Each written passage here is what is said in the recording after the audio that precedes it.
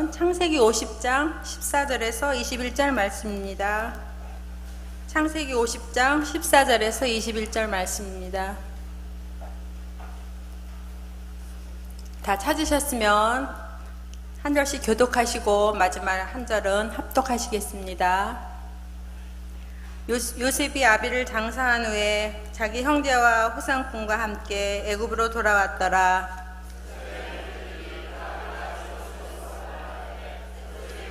이를 묘하여 우리가 그에게 행한 모든 악을 다 갚지나 아니할까 하고 요셉에게 말을 전하여 가로되 당신의 아버지가 돌아가시기 전에 명하여 이르시기를 너희는 이같이 요셉에게 이르라 내 형들이 내게 악을 행하였을지라도 이제 바라건대 그 허물과 죄를 용서하라 하셨다 하라 하셨느니 당신의 아버지 하나님의 종들의 죄를 이제 용서하소서 하며 요셉이 그 말을 들을 때 울었더라. 그 형들이 또 친히 와서 요셉의 앞에 엎드려 가로되 우리는 당신의 종이니이다. 요셉이 그들에게 이르되 두려워 마소서 내가 하나님을 대신하리이다. 당신들은 나를 해하려 하였으나 하나님은 그것을 선으로 바꾸사 오늘과 같이 만민의 생명을 구원하게 하시려 하셨나니 다같이 내 소 말씀하실 대로 하시옵소서. 아멘. 이 우리 준목님 나오셔서 생명을 구하시는 하나님이라는 제목으로 말씀 전하실 때 은혜 많이 받으시기 바랍니다. 아멘. 말씀 한 절 더 같이 보시도록 하겠습니다.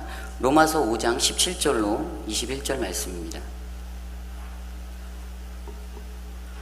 로마서 5장 17절로 21절까지의 말씀, 신약성서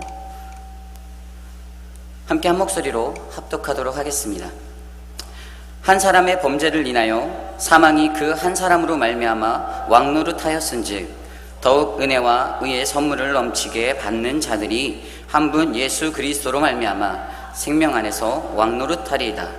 그런즉 한 범죄로 많은 사람이 정죄에 이른 것 같이 의의 한 행동으로 말미암아 많은 사람이 의롭다 하심을 받아 생명에 이르렀느니라.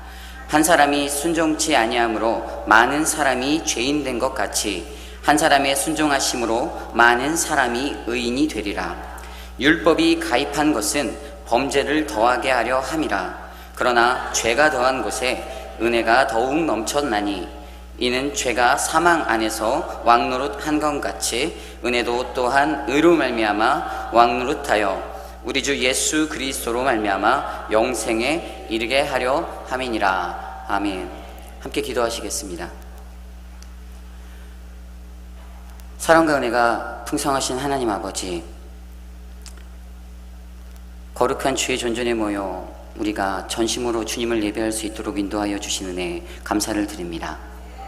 이 시간 부족한 종을 통하여 하나님의 말씀을 선포하실 때 생명 되시는 그 말씀만이 오직 이곳에 가득하게 하여 주시고 주의 은혜 가운데 주의 말씀에 귀 기울이는 우리의 심령 되게 하여 주시옵소서.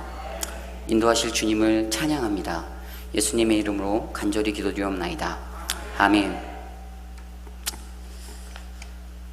프랑스의 유명한 시인이자 소설가, 사상가, 행동하는 혁명가였던 빅토르 위고라는 사람이 있습니다. 그가 쓴 장편소설 레미제라블, 장발장이라는 이야기를 여러분들은 모두가 기억하실 것입니다. 장발장은 프랑스 대혁명 직전에 라브리 마을이라는 곳에서 나품파리의 노동자로 삶을 살던 사람입니다. 그는 그동안 자신을 돌봐주었던 누나의 남편이 죽자 7명이나 되는 조카들을 먹여 살리기 위해 일을 하였습니다. 하지만 일거리가 없는 겨울철이 되자 조카들이 굶주리게 되고 그만 빵을 훔치게 되고 그러다가 결국 붙잡히게 되었습니다. 장발장은 원래 3년이라는 형을 선고받았는데 그는 밖에 남아있는 가족들을 걱정하여 틈만 나면 탈옥을 하다가 붙잡혀서 19년이라는 형을 살게 됩니다.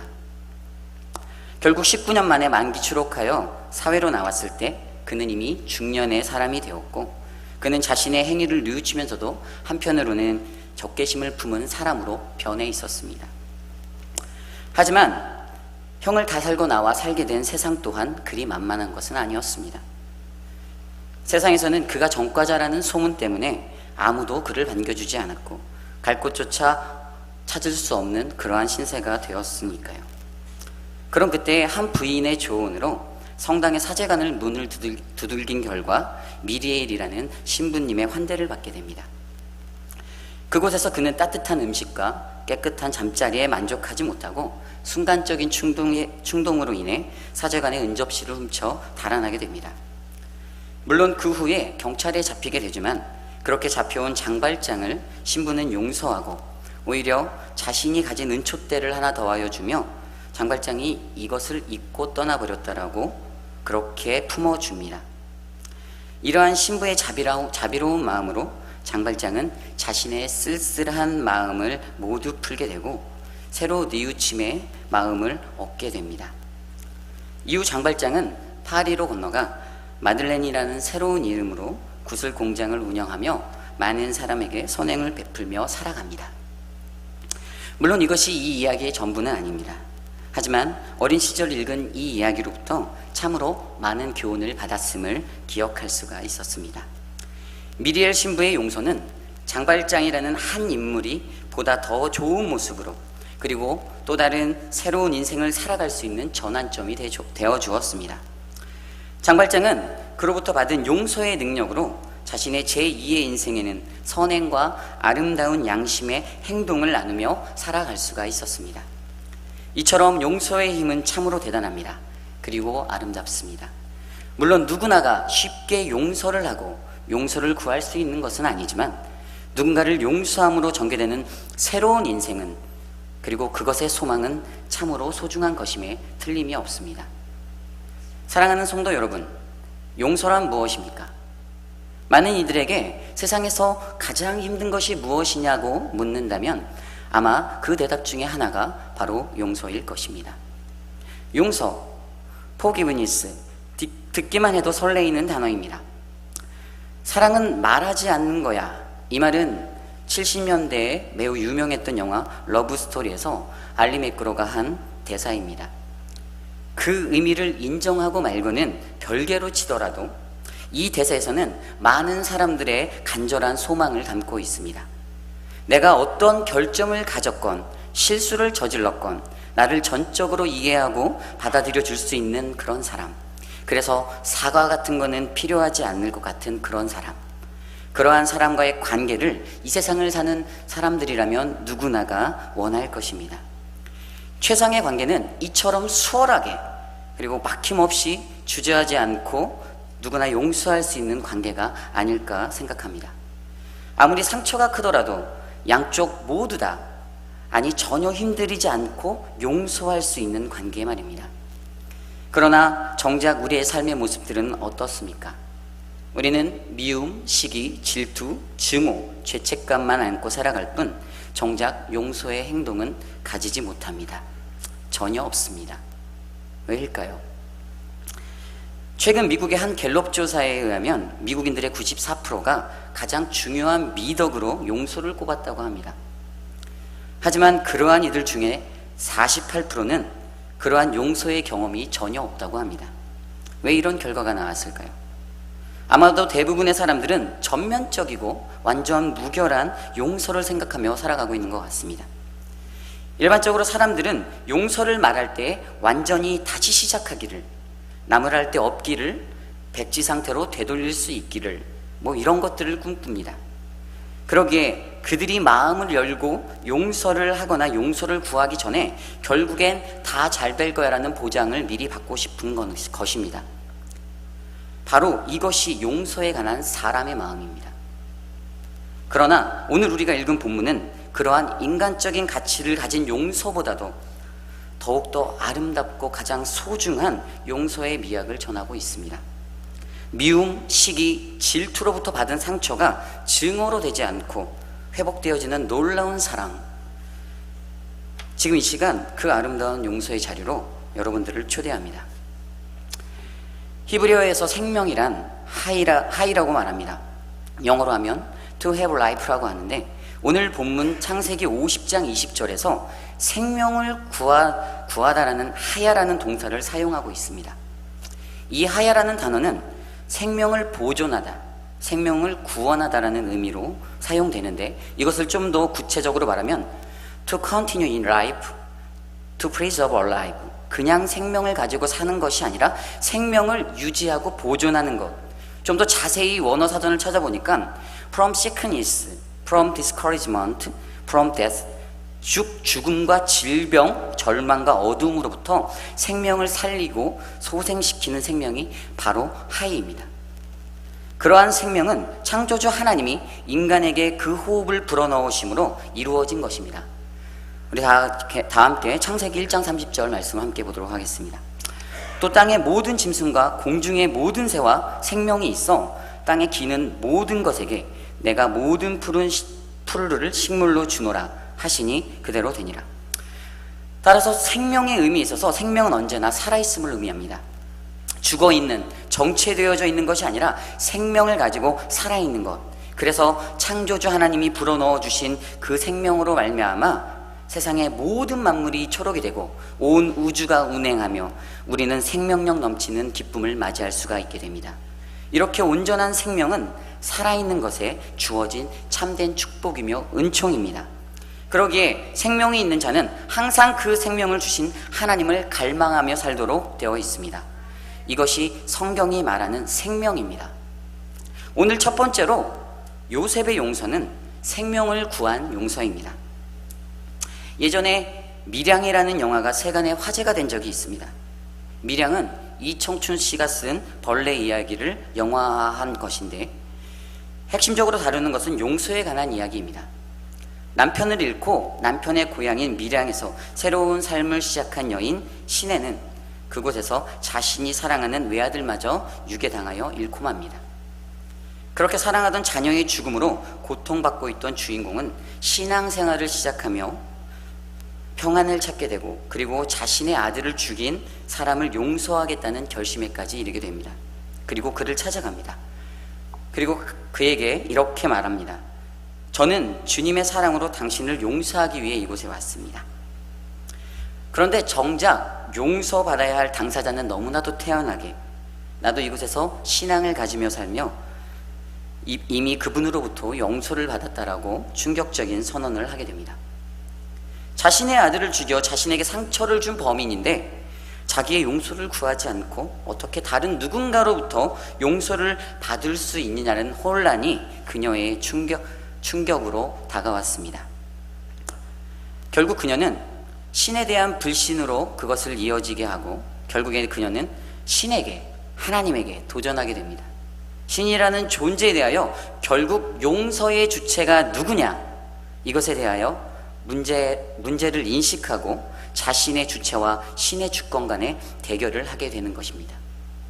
이 영화의 제목에서 말해주듯 시크릿 션샤인, 비밀스러운 햇볕이라는 뜻의 밀양은 이 시대를 살아가는 우리에게 신과 인간과의 소통의 문제를 조명하여 준 영화입니다. 그렇다면 과연 용서의 주체는 누구인가요?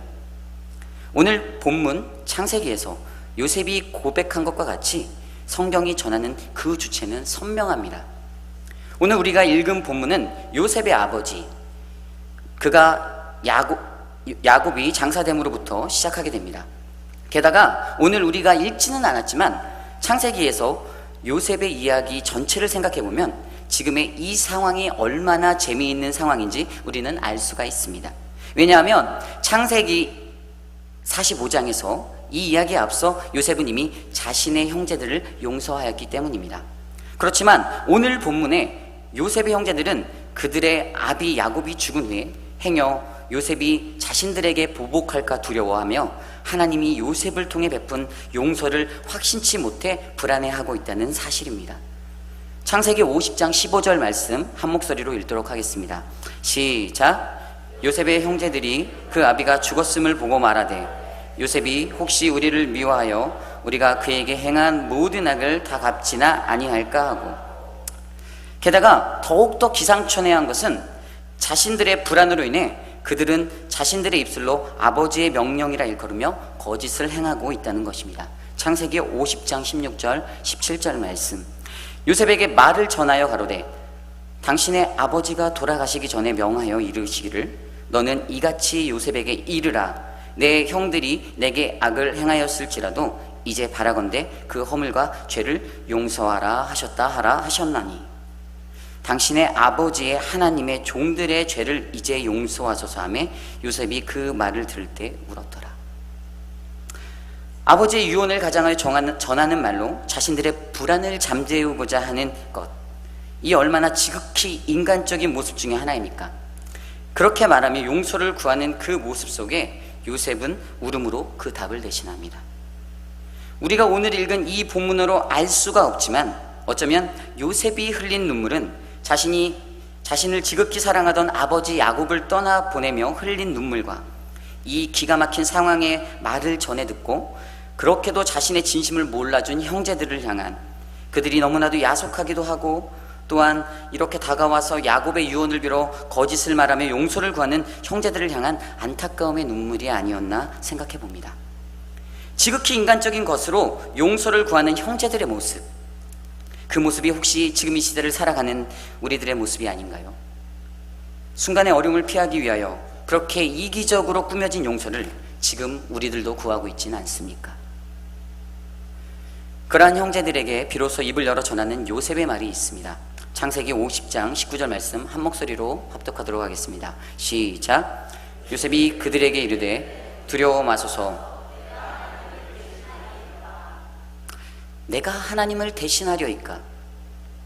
더 나아가 20절 말씀에 당신들은 나를 해하려 하였으나 하나님은 그것을 선으로 바꾸사 오늘과 같이 만민의 생명을 구원하게 하시려 하셨나이다. 여기서 선명하게 발견되는 또 하나의 놀라운 사실은 하나님이 하시려 하셨나이다. 그렇습니다. 요셉은 용서의 주체가 자신이 아닌 하나님이심을 전적으로 인정하고 있었습니다. 그것은 창세기 50장 여기서뿐만이 아니라 창세기 45장에서 앞서 이루어진 용서에서도 동일하게 인정되어졌다는 것입니다. 다 함께 창세기 45장 5절 말씀 합독하시도록 하겠습니다. 시작. 당신들이 나를 이곳에 팔았으므로 한탄하지 마소서, 하나님이 생명을 구원하시려고 나를 당신들 앞서 보내셨나이다.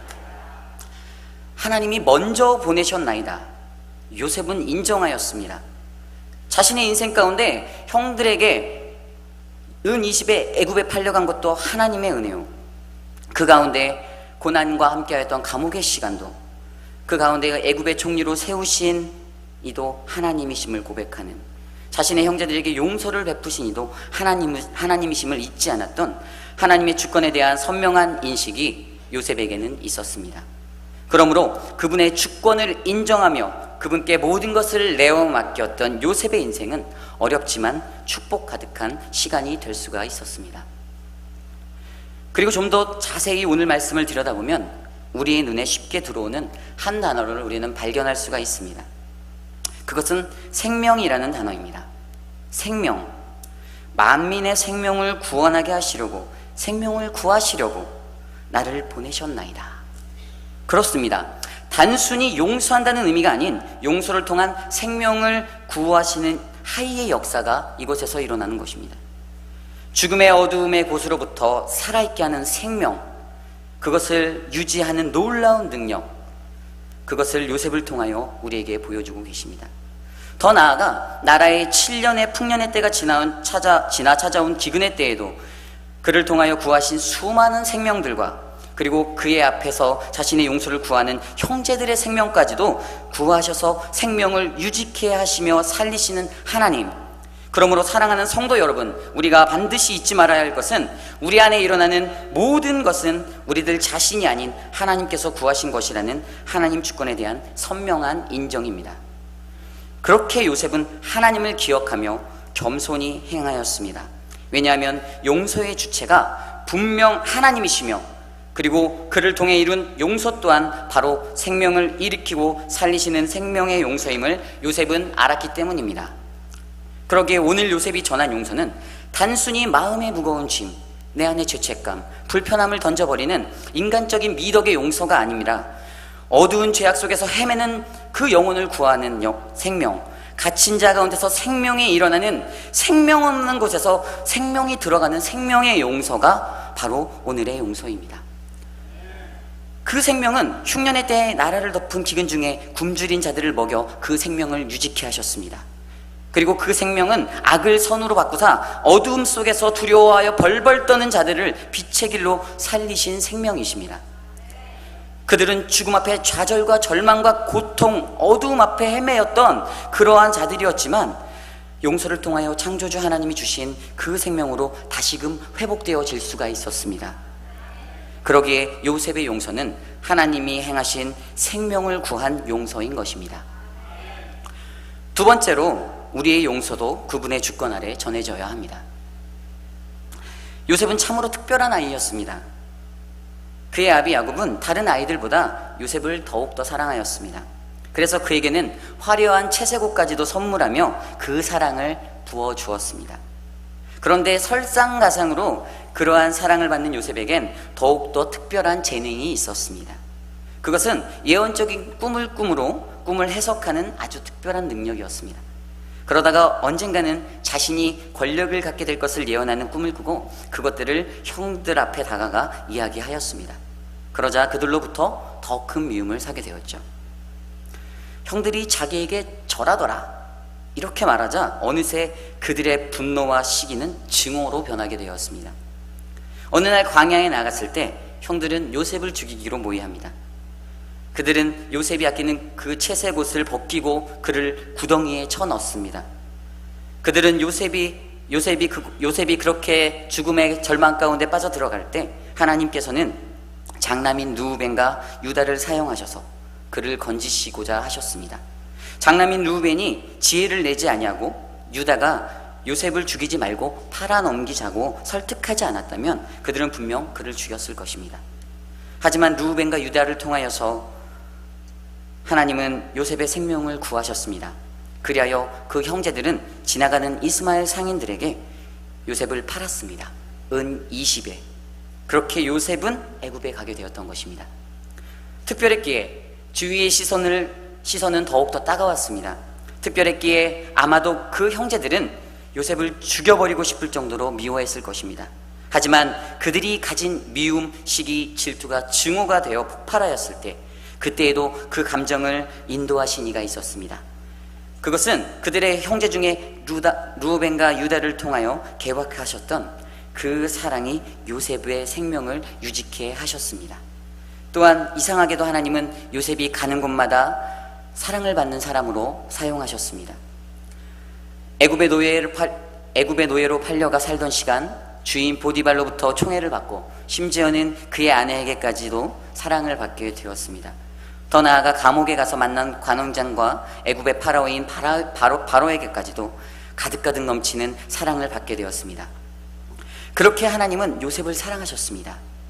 아버지 야곱이 사랑한 것보다도 더 그의 인생에서 만난 모든 사람들로부터 받은 그 사랑보다도 더욱더 큰 사랑을 하나님은 그에게 베풀어 주셨습니다. 그러기에 그것을 알았던 요셉의 인생은 하나님이 나의 주인이시며 주관자 되심을 잊지 않을 수가 없었던 것입니다. 하나님의 주권을 인정할 수 있었던 것, 그를 사랑하사 고난 중에도 찾아와서 만나주셨던 그 기쁨이야말로 요셉의 인생 가운데 여호와는 나의 목자이심을 고백하는 믿음의 결정이 되었던 것입니다. 고난의 순간 나에게 찾아온 고난으로 말미암아 하나님을 원망하던 모습이 나에게도 있지는 않습니까? 누군가를 용서하지 못할 만큼 미워하고 분노하며 증오로 살아가는 인생의 경험이 우리에게도 존재하고 있지는 않습니까? 사랑하는 성도 여러분, 제가 이래 보여도 소시적에 한 성격하던, 그리고 제가 그 유명한 독한 성격의 소유자인 B형입니다.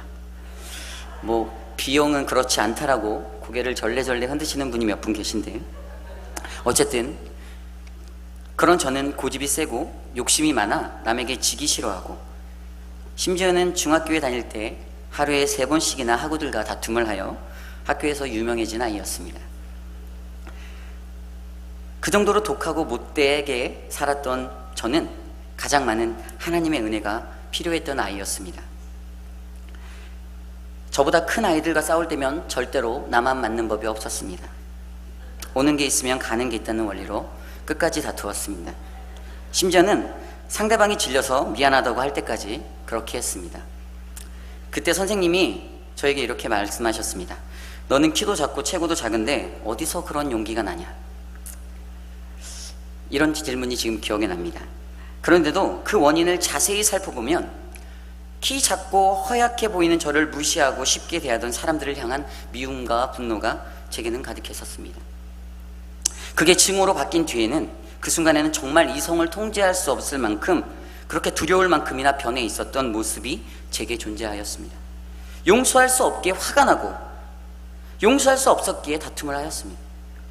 그것이 용기인지 객기인지도 모르면서 나 스스로 큰 용기를 지닌 사람으로 착각하며 그렇게 살아갔습니다.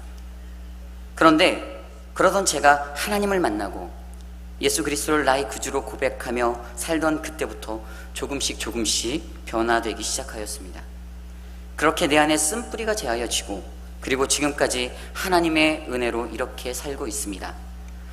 저 또한 내 인생 안에 나를 만지시고 연단시키시는, 그리고 조금씩이나마 그분의 형상, 창조주 하나님의 생명의 모습으로 살게 하시는 하나님을 만나게 하셨습니다. 그래서 예수님을 믿고 신학을 배우고 재정의 어려움 가운데서도 저희 담임 목사님을 통해 어플라이 되었던 장학금을 받아 학교를 다니고 태어나서 난생 처음 꿈의 나라인 미국이라는 곳에서 귀한 하나님의 일을 돕는 자로 불러주신 것도 모두 다 그분의 은혜임을 고백할 수가 있습니다. 하나님이 하시기에 가능하였고 하나님이 하시기에 두렵지가 않았습니다. 비록 오늘 이 시간이 나의 마지막 순간이라 할지라도 나를 이끄시고 인도하시는 하나님을 인정하는 것이야말로 그리스도인으로 살아가는 나의 신앙의 고백인 것입니다. 그렇다면 사랑하는 성도 여러분, 여러분의 인생 가운데 어쩌면 저보다도 더욱더 험난하고 더욱더 힘겨운 삶의 자리를 지나온 이들이 더욱 많이 계실 텐데, 그리고 그 인생 가운데 지금 이 순간 여러분은 누구를 고백하며 살아가고 계십니까? 나의 힘, 나의 능력, 나의 지식, 나의 노력으로 지금의 나를 만들었다고 생각하며 살아가고 계십니까? 아니면 저와 동일한, 아니 오늘의 요셉과 같이 하나님이 하시기에 할 수 있다라는 그런 믿음의 고백으로 살아가고 계십니까? 하나님이 하시기에 할 수 있습니다. 용서는 그러기에 가능한 것입니다. 하나님이 하시기에 용서할 수 있는 것입니다. 그러므로 사랑하는 성도 여러분, 두려워하지 마십시오. 오늘의 내가 처한 상황과 환경이 이 모든 것이 그분의 섭리임을 기억하고 용서할 수 없는 자들까지도 사랑하고, 그래서 그 생명을 건지시고 구하신 생명으로 그분 앞에 나아가십시오. 아직도 내 안에 용서할 수 없는 이들이 있습니까? 보기도 싫고 말하기도 싫고 미움과 시기와 분노와 질투가 가득한 큰 죄책감만 짊어지고 하루하루를 가시밭과도 같은 길을 걸어가고 계십니까? 하나님의 주권을 인정함이 용서의 시작입니다. 그것을 가질 때 비로소 우리는 생명을 살리는 용서의 자리로 나아갈 수가 있습니다. 만약 요셉이 애굽에 오지 않았다면 그의 가족을, 그의 민족을 기근에서 구하지 못하였을 것입니다. 그러기에 우리가 가진 모든 갈등과 고통도 그만한 이유가 있는 것입니다. 그렇게 인생이란 결코 완전해질 수 없으며 관계가 완벽하게 치유되지 못할 때가 많이 있는 것입니다. 야곱이 죽었을 때 형제들이 이제 요셉이 복수할 것이라며 두려워하였습니다. 물론 그들은 요셉과의 관계가 회복되기를, 모든 일이 다 지나간 일로 되어버리기를 바랬을 것입니다. 그래서 요셉에게 거짓말을 하였고 요셉이 그들을 용서하는 것이 아버지의 유언이라고 그렇게 말하였을 것입니다. 우리 또한 때론 용서받고 싶은 마음이 너무나도 간절하여 무슨 짓이든 하게 되는 것, 우리는 용서가 완전한 것, 순수한 것이기를 바라지만 용서를 구하는 데에는 항상 이기적으로 되는 것이 사람의 마음입니다. 그러면 우리는 어떻게 해야 합니까? 마음에 남아있는 상처, 내가 누군가로 맡은 그 아픔, 그것을 회복하기까지, 아니면 용서할 수 없어, 용서할 수 없다라고 생각하는 그것들이 다시 신뢰를 회복하기까지는 얼마나 길고 긴 시간이 우리에게 필요한지 우리가 기억해야 할 것입니다. 결국 우리 스스로 우리의 마음의 문을 열지 못하면 그것은 이루어질 수가 없는 것입니다. 용서란 무의식적인 하나의 열망이 되어버릴 수밖에 없습니다. 우리는 우리의 마음의 문을 여는 것, 그리고 하나님의 인도하심을 의지하며 용서하는 것, 이것이 절망과 고통과 어둠에 거한 나와 우리 모두의 생명을 살리는 것, 이것임에 우리는 잊지 말아야겠습니다. 용서란 결코 내가 하는 것이 아닌 그분의 사랑 안에 전해져야만 하는 것입니다. 오늘 우리는 요셉의 용서와 우리의 용서를 알아보았는데, 오늘 마지막으로 하나님의 용서, 이것이 무엇이냐, 이겁니다. 하나님의 용서는 바로 예수 그리스도이십니다. 오늘 우리가 읽은 로마서 5장 17절에 한 사람의 범죄함을 인하여 사망이 그 한 사람으로 말미암아 왕노릇하였은즉 더욱 은혜와 의의 선물을 넘치게 받는 자들이 한 분 예수 그리스도로 말미암아 생명 안에서 왕노릇하리로다.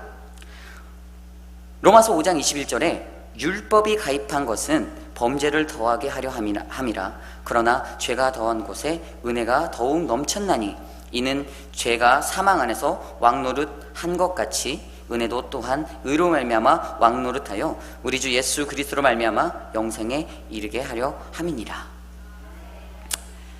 무슨 말입니까?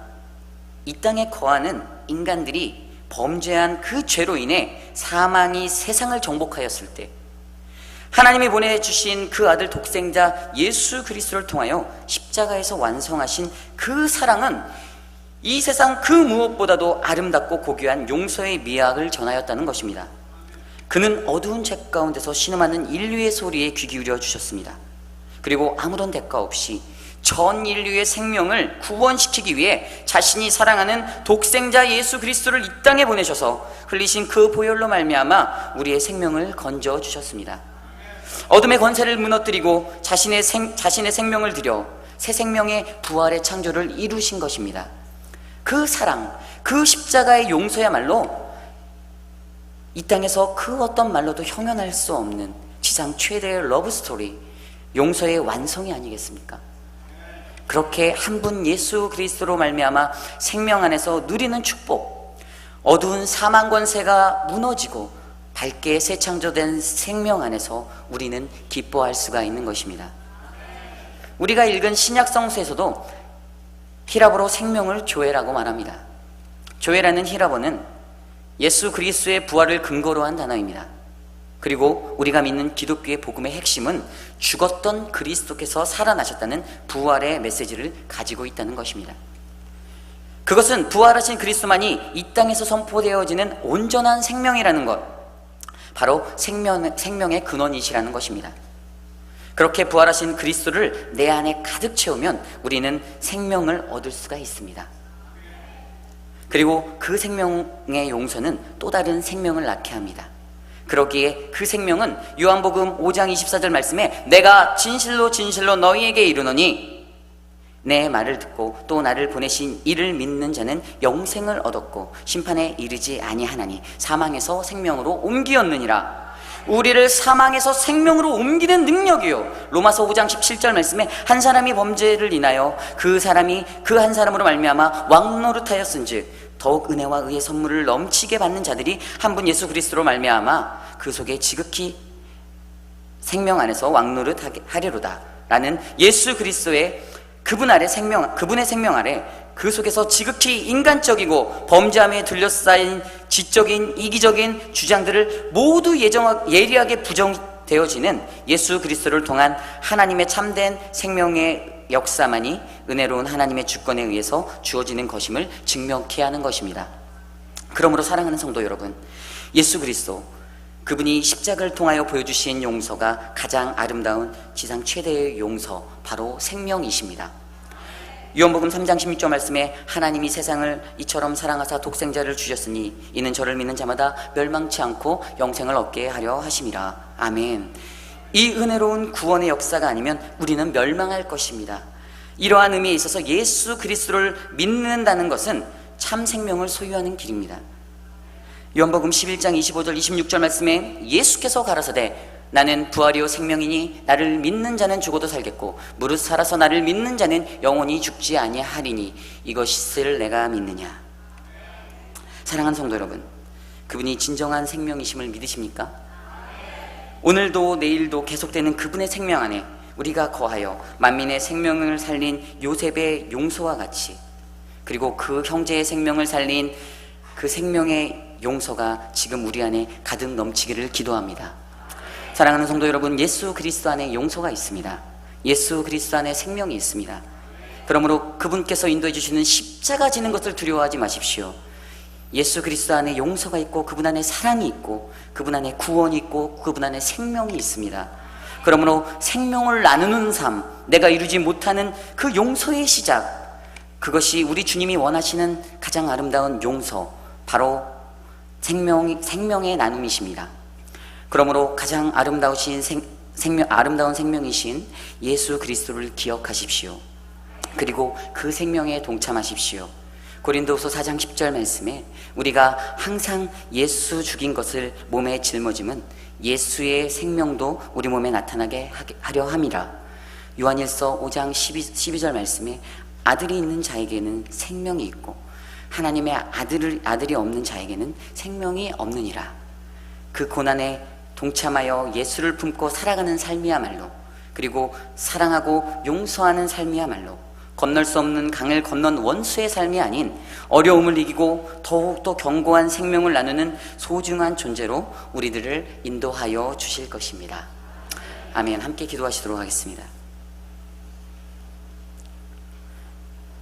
생명 되신 사랑의 주 하나님, 감사를 드립니다. 오늘 이 밤에 온전한 주님의 말씀만이 우리 안에 가득하며 하나님의 형상을 따라 용서를 베풀며 용서하기를 원한 귀한 사람들의 마음 가운데 하나님의 큰 사랑을 더하여 주시니 감사를 드립니다. 인간의 능력과 우리의 힘과 능력으로는 이룰 수 없는 것이지만 하나님이 하시기에 할 수 있다라는 온전한 믿음의 고백이 오늘 이 밤 주의 전에 나와 엎드려 예배하는 거룩한 주의 백성들을 가득 채우시며 뜨겁게 인도하여 주시옵소서. 감사를 드립니다. 예수님의 이름으로 간절히 기도드리옵나이다. 아멘.